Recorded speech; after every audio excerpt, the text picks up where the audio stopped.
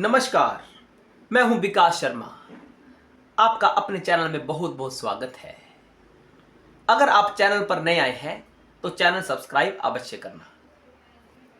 महाराज, हम पूजा पाठ तो बहुत करते हैं, श्रद्धा भाव से करते हैं, लेकिन हमारी इच्छाएं पूर्ण नहीं हो रही। जिस भाव को लेकर, जिन इच्छाओं को लेकर हम पूजा पाठ करते हैं, वह संपूर्ण नहीं हो पा रही है।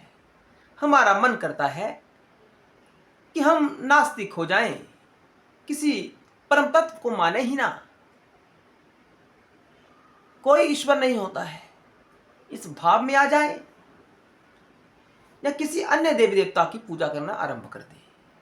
पहले हम राम जी की भक्ति करते थे, लेकिन हमारी इच्छाएं तो पूर्ण वो कर नहीं रहे। तो क्या हमें अपना इष्ट देव में परिवर्तन कर देना चाहिए? क्या हमें किसी अन्य देवता की आराधना करनी चाहिए? ये प्रश्न हमारे हृदय में बार बार उठते रहते हैं। ऐसी जिज्ञासा साधकों ने प्रकट की है। देखिए, जो इच्छाएं होती हैं यह मन में उठती है। कहाँ उठती है इच्छाएं? मन में उठती है। और हमारे मन का कारण क्या है? हमारे मन का कारण है ज्ञान इंद्रियां, क्योंकि ज्ञान इंद्रियां ही संसार का ज्ञान ग्रहण करती हैं। जैसी हमारी आंखें, ये ज्ञान इंद्री है, ये क्या ग्रहण करती है? ये विषय को ग्रहण करती है। ये देखती है संसार में कि क्या हो रहा है। जो हमारे कान हैं, ये सुनते हैं कि संसार में क्या हो रहा है। त्वचा स्पर्श ग्रहण करती है, देखती है कि क्या क्या पदार्थ इस संसार में पाया जाता है। ये ज्ञान इंद्रियां अनुभव के आधार पर, ग्रहण किए गए ज्ञान के आधार पर मन में संकल्प विकल्प उत्पन्न करती है। मन में इच्छाएं तो है, लेकिन कहां से है? क्या कारण है इसका? इसका कारण है हमारी ज्ञान इंद्रियों के द्वारा ग्रहण किया गया ज्ञान। मानो अगर हमने कोई ज्ञान ग्रहण ही नहीं किया, हमने कुछ देखा ही नहीं, हमने कुछ सुना ही नहीं, हमने कुछ स्पर्श ही नहीं किया, हमने कुछ स्वाद ग्रहण ही नहीं किया, तो क्या हमें उसका ज्ञान होगा? हमें लगता है हमें ज्ञान नहीं होगा। और अगर हमें कोई ज्ञान ही नहीं होगा, हमें कुछ पता ही नहीं होगा, तो मन में संकल्प विकल्प आ सकता है? नहीं आ सकता, क्योंकि मन तो उन्हीं तथ्यों को आपके सामने उजागर करता है जो आपने ग्रहण किया हो, जिसका ज्ञान आपने संसार से प्राप्त किया हो। और जो इच्छाएं हैं, यह बुद्धि के पास चली जाती है। इच्छा, अब बुद्धि क्या करती है? बुद्धि का क्या कार्य है? बुद्धि का कार्य है निर्णय करना, कि जो मन में संकल्प विकल्प उदित हुए हैं, उनमें से किसको चुना जाए, किसका त्याग किया जाए। ये निर्णय कौन कौन सा तत्व करता है? ये बुद्धि तत्व इसका निर्णय करती है। और बुद्धि जो निर्णय करती है, अगर जीव का विवेक जागृत है तो वह संसार की बातों को छोड़ देगा, उसका त्याग कर देगा। मन तो इच्छाएं लेकर आया बुद्धि के पास, लेकिन बुद्धि आपकी विवेक रूप से जागृत हो चुकी है, आपका विवेक जागृत हो चुका है, तो आप संसारिक जो इच्छाएं हैं उसका त्याग कर देंगे।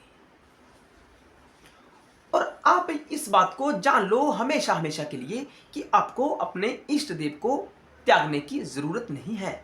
आप कृष्ण आराधना कर रहे हैं, करिए, पहले से भी ज्यादा करिए। आप राम की आराधना कर रहे हैं, करिए, पहले से भी ज्यादा करिए। आप शंकर जी की आराधना कर रहे हैं, करिए, पहले से भी ज्यादा करिए। इसे कम मत करना। आपकी इच्छाएं पूर्ण नहीं हो रही, इसे कम मत करना। हम आपको बताने वाले हैं कि आपकी इच्छाएं पूरी क्यों नहीं हो रही, क्या कारण है इसके पीछे। जो हमारी इच्छाएं हैं, अगर हमारी इच्छा आध्यात्मिक हो, आध्यात्मिक इच्छा यानी कि मेरा संबंध शंकर जी से ही हो, मेरा संबंध राम जी से ही हो, मेरा संबंध कृष्ण जी से ही हो। ये आपकी इच्छाएं हैं।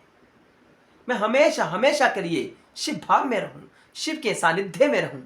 ये भी तो इच्छा ही है ना। ये कैसी इच्छा है? यह आध्यात्मिक इच्छा है। अगर हम आध्यात्मिक इच्छा करते हैं कि मैं हमेशा शंकर जी के पास रहूं, तो यह आपकी इच्छा अवश्य पूर्ण होगी।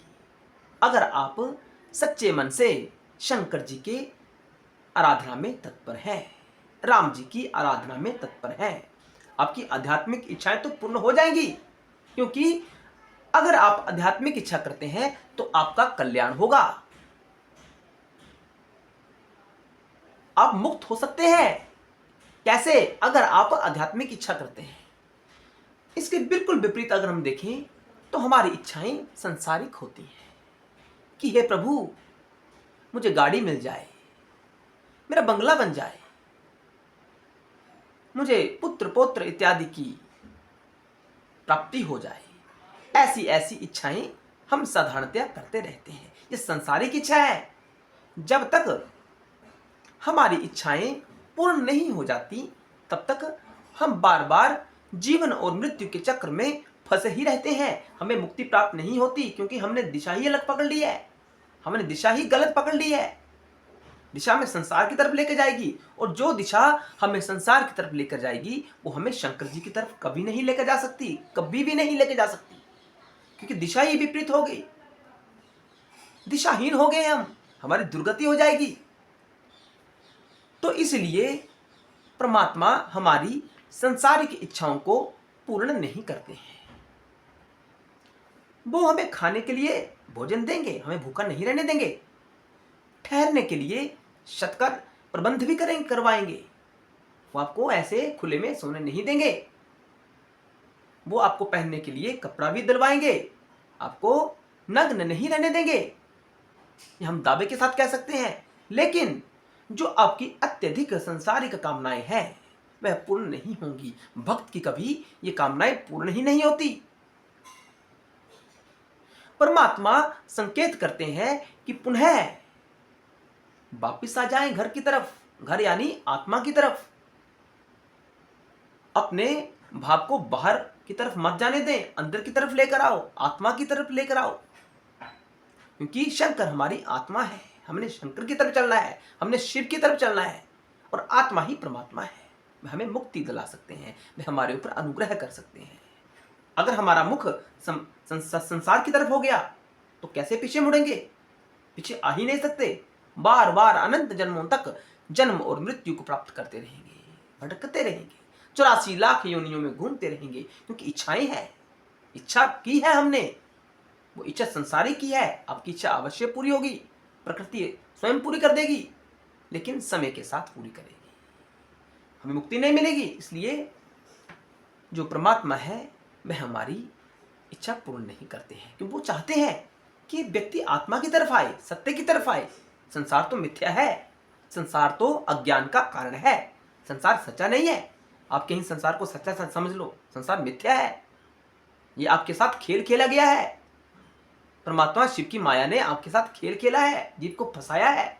इसकी शंकर जी की लीला है, उन्होंने संसार की रचना करनी है। माया के बिना संसार की रचना नहीं हो सकती। संसार तभी चल सकता है जब परमात्मा शिव की माया होगी। हम फंसे रहेंगे, बार बार जन्म और मृत्यु प्राप्त करते रहेंगे। कोई कोई इस माया से बाहर निकलता है, वो शंकर जी की कृपा से ही बाहर निकलता है। वो आत्मा की तरफ अपना रुख कर लेता है, अपना मुख आत्मा की तरफ कर लेता है। उसके जीवन में वही ग्रंथ प्रकट हो जाते हैं जिसका संबंध सीधा सीधा आत्मा से होता है। वह कपोल कल्पना वाले ग्रंथ नहीं पढ़ता, वह आत्मा से संबंधित ग्रंथ पढ़ता है। इसलिए हम आशा करते हैं कि जो ज्ञान आपको इस वीडियो के माध्यम से प्राप्त हुआ, आप उसे आत्मसात करेंगे, अपने जीवन में धारण करेंगे। आपकी इच्छा पूरी नहीं हुई तो आप अपना इष्ट देव बदलने का प्रयास नहीं करेंगे, सोचेंगे भी नहीं, और ना ही आप नास्तिक होंगे। क्योंकि कोई सत्ता तो है, अगर हम हैं तो कोई सत्ता तो है जो हमें उत्पन्न करती है, हमारा संचालन करती है और हमारा संहार करती है। इतना तो हम मानते हैं ना कि हमारा जन्म भी होता है, हम जीवन जीते भी हैं और मृत्यु को भी प्राप्त होते हैं। ये तो ऐसे सब जानते हैं। लेकिन सत्ता कैसे हो रही है कोई 10 वर्ष की आयु में अपना प्राण त्याग देता है, कोई 100 वर्ष की आयु में अपना प्राण त्याग करता है, कोई जन्म से ही निर्धन होता है और कोई जन्म से ही धनवान होता है। इसका रहस्य क्या है? इसका रहस्य यह है कि हमारा कोई ना कोई कनेक्शन, संबंध हमारा भूतकाल से है। हम थे। हमारा ना होना ही मुक्ति कहलाता है। इस शरीर का ना होना ही मुक्ति कहलाता है। और मुक्ति केवल और केवल परमात्मा शंभु दे सकते हैं। सायुज्य मुक्ति शंकर जी से ही प्राप्त होती है। यह सत्य है, सत्य है। इसलिए सावधान हो जाए ऐसे लोगों से जो आपको कहते हैं कि आपने उस देवता की पूजा नहीं की, इसलिए आपकी इच्छा पूरी नहीं हो रही। देवता तो इच्छाएं पूर्ण कर सकते हैं, कभी भी कर सकते हैं, लेकिन अगर वह आपका अच्छा चाहें, अगर वह आपका कल्याण करना चाहें, तो आपको आपकी वह संसारिक इच्छा पूरी नहीं करेंगे, वह आपकी आध्यात्मिक इच्छा पूरी करेंगे। आध्यात्मिक इच्छा पूर्ण होने में ही कल्याण है। हर हर महादेव। जय भोलेनाथ, जय शिव शंकर। ओम नमः शिवाय।